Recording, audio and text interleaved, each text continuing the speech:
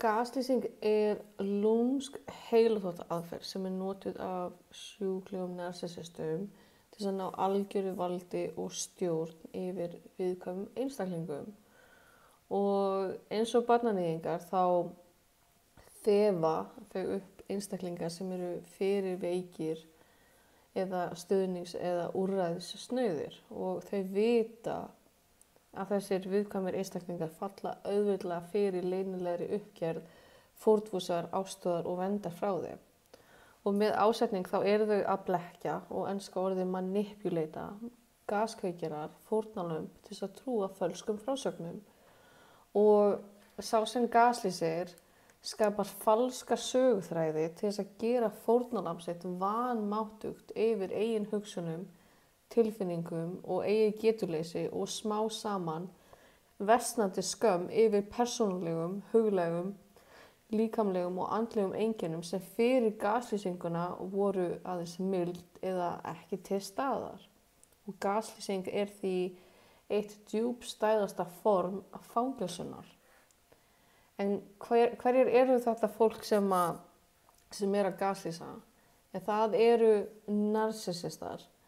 Og þetta ekkert svona einhverju venjulegir, bara svona alls konar, á enska orðið garden variety narsissistar. Þetta eru siðblindir einstaklingar sem eru með siðblindu einkenni og þetta fólk kallað sociopatar eða psykopatar.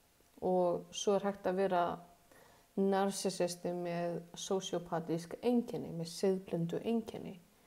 En sá sem er að gaslýsa, hann blekkir kerfisbundið umhverfi fórnarlamba sinna og þau framleiða falskar eða ónákvæmar sannanir vandamál fórnarlamba sinna sem voru aldrei til eða voru góðkynja mál.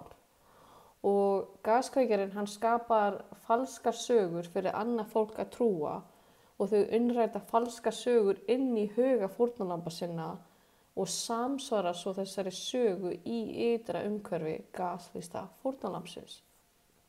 En gaslýstir siðblindir narsissistar, þau tæma innri og ytri auðlindi fórnarlamba sinna og þetta fólk það þurrkar út innri og ytri auðlindir fórnarlamba sinna smá saman og hvað er ég að meina með þessum auðlindum? Innri auðlindir eru sjálfsálit, sjálfsmat, trú á sjálfan sig, trú á eigin greind og sjálfsmynd fórnarlamba molnuð, jákvæð hugsun gagnvart sjálfu sér, innsæið okkar, þessi innri leiðsögn, hún bara tekin, hún fjarlægð, jákvæð hugsun gagnvart öðrum og lífinu, trú á sjálfan sig og hæfileika. Það er ekki eðlilegt að vera mölbrotin innan með sér og vera slitin frá öllu sínu. En ytri auðlindir eru fjölskyldumeðlimir, mamma, pabbi, systkini, frængur, frændur, vinir og þarna vinnuveitundur, stuðningshópar, sálfræðingar, atvinna, heimili, faratæki, lyf til lækninga og svo margt fleira. En sá sem gaslýsir einstaklingur sem annarkvort með borderline, narsissíska eða andfélagslega persónuleikaröskun eða einstaklingur sem með sociopatísk einkenni.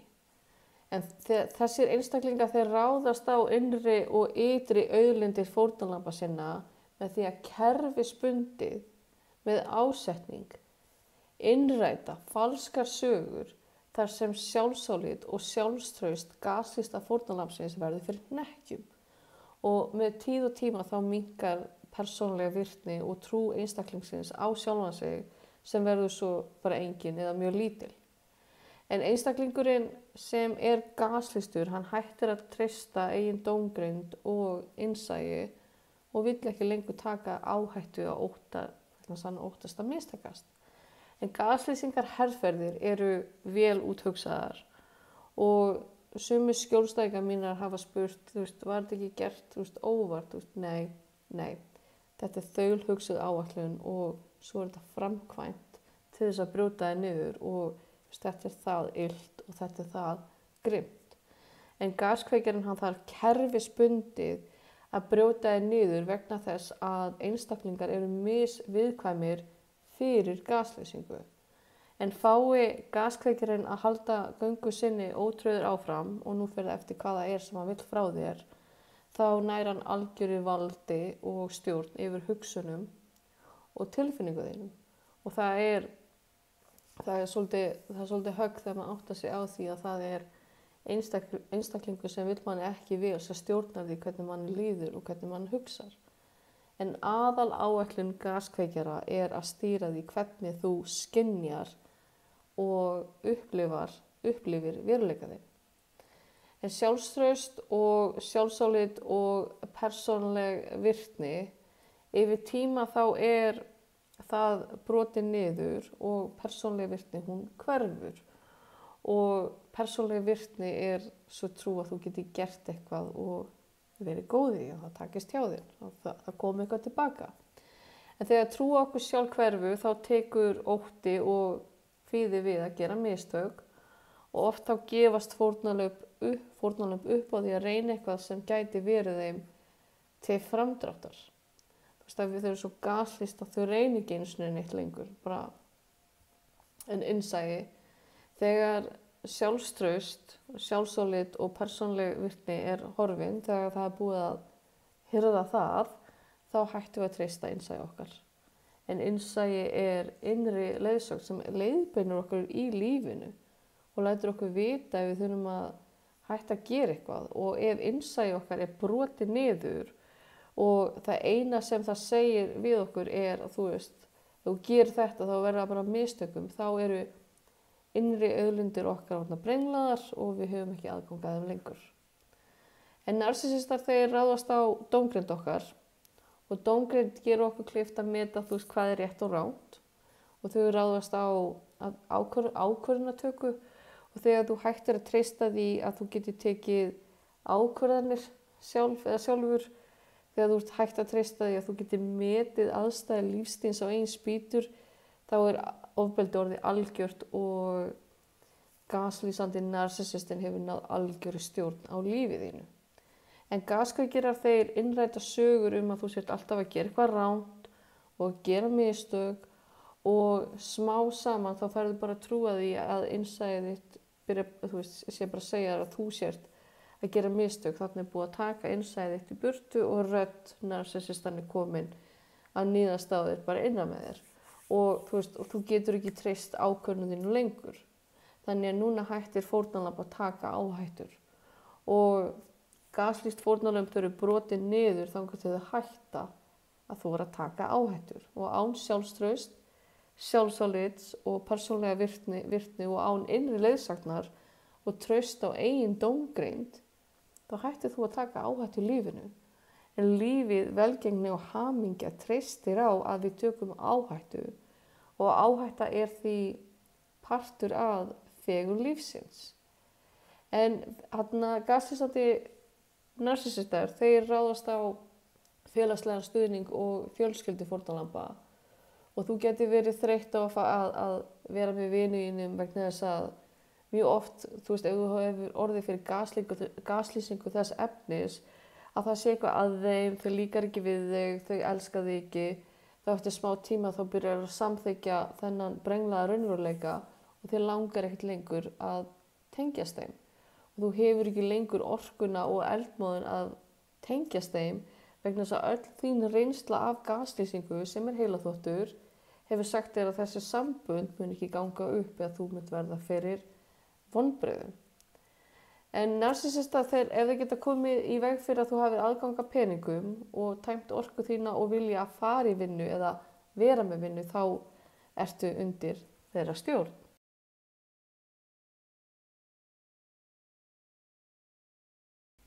Gaslýsing hún skapar hjálparleysi og ávana og þörf frá utanaðkomandi aðila og þegar narsissistinn sem er að gaslýsa fórnarlamb hefur skapað hjálparleysi, þá er sá einstaklingur algjörlega viðkvæmur fyrir líkamlegum, tilfinningalegum og huglægum árásum frá honum. Og þegar innri og ytri auðlindir hafa verið tæmdar og þau hafa ekki aðgang að frekari auðlindum, peningum, fjölskyldu, vinnu, vinum, þá hafa þau ekki kost á öðru en að reiða sig algjörlega á gaskveikjaran, á sjúklega narsissistan sem að sýna sig sem velviljaða og góða mannesku. Og ef sá sem að gaslýsa getur aðferðalega svipt mannesku sjálfstrausti sínu, tilfinningalegri heilsu, atvinnu og þeirri trú að þau geti gert eitthvað vel, þá þau algjörlega undir stjórn narsissistans. En gaskveikjarinn, gaslýsarinn, þarf að finna leið til þess að blekkja, enska orðið manipulata, umhverfið, vegna þess að það dugar ekkert bara að blekkja hugan þinn eða innra umhverfi fórnarlamba sinna. Gaskveikjan með áætlun og það tekur tíma fyrir hann að virka og hann eða hún veit að til þess að ná algjöru valdi og stjórn yfir lífi fórnarlambsins þá þarf hann að finna út leiðir til þess að blekkja umhverfið. Hann þarf að fá gaslýsta fórnarlambið til þess að samsama sig við, eða á ensku identifya við, veröld sem að gefa honum skilaboð fórnarlambinu að það sé eitthvað að. Og vegna þess að ef umhverfið ekki blekkt og gaslýsta fórnarlambið sér að þessi mál, þessar aðstæður og þessi erfiðleikar að koma frá gaskveikjaranum, þá mun áætlun gaskveikjarans verða engu og gríma fellur á þeim. Hann eða hún þarf því að framkvæma þessa áætlun mjög nákvæmlega og félags- og fjölskyldu umhverfi fórnarlamba eru blekkt. Og það mikilvægt að undirstrika að þessi áætlun, þetta þaul hugsað og svo þetta framkvæmt og það enginn sem stoppar sem segir, hei, þetta rangt. Það þessi siðblindu punktur sem ég að ræða. Og ef gaskveikjarinn ætlar sér að brjóta þig niður og gera þig háða eða háðan honum, þá verður hann einhvern veginn að innræta falska sögur inn í annað fólk, inn í umhverfið þitt. Og á sama tíma að innræta sögur sem passa inn í þitt umhverfi. Og svo þarf að halda þessum fölsku sögum saman svo að þær passi við aðal áætlun gaslýsarans.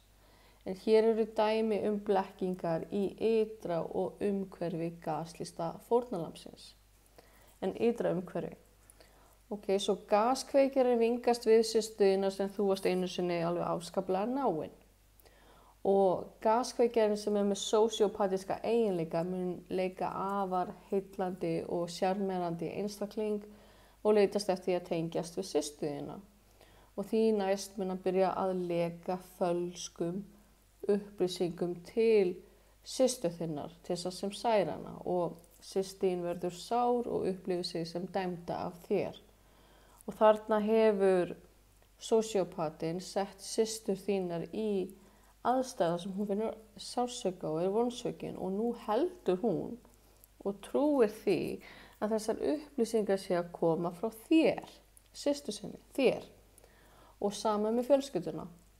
Gaskveikjarinn hann blekkir umhverfi gaslýsta fórnarlambsins og fólki sem tengt fórnarlambinu sem gaskveikjarinn að blekkja og þau munu að lokum sjá, og það áætlunin, að þetta sé að koma frá þér. Og það alltaf bara hauga lygi. Og það verið að gera þetta til þess að slíta þig frá þeim, til þess að einangra þig og brjóta þig niður. Þannig að atvinnuumhverfi, vinna, sambönd við yfirmann, hæfileika til þess að gera vinnuna. Aðstæður setta þannig upp þannig að fórnarlamb stanslaust að missa vinnu og þarf að hringja sig inn veika eða veikan. Og sósíópatarnir, þetta gaslýsandi fólk, það skiptir sér að tékkheftinu og fær gaslýsta fórnarlambi til þess að trúa þess að eyða of mikið peningum þegar það ekki að því.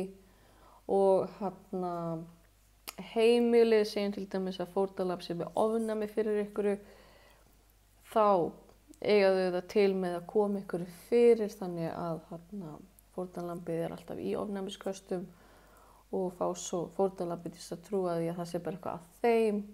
Þau sé bara að ímynda sér þetta þegar þau eru í raun og veru að framkalla ofnæmis viðbrögð hjá fórnarlambinu. og til dæmis ef það er einhvers konar heilsufars ástæði fyrir því að gaslista fórnarlambið á erfitt með ganga upp stiga, þá þarf endilega að flytja í húsnæði með stiga til þess að gera aðstæður erfiðari. Þetta er gaslýsing. Og það er leiðir sem að þetta fólk notar til þess að blekkja umhverfið er framsækið. Eða í öðrum orðum þá mun illi gaskveikjarinn ekkert bara breyta öllu, bara eitt svo bingo og öllum sviðum. Þannig gríman yrði séð og illi ásetningurinn hann kæmi í ljós. En það er því mikilvægt svo að áætlun gaskveikjarans gangi upp að hann eða hún geri þetta smá saman.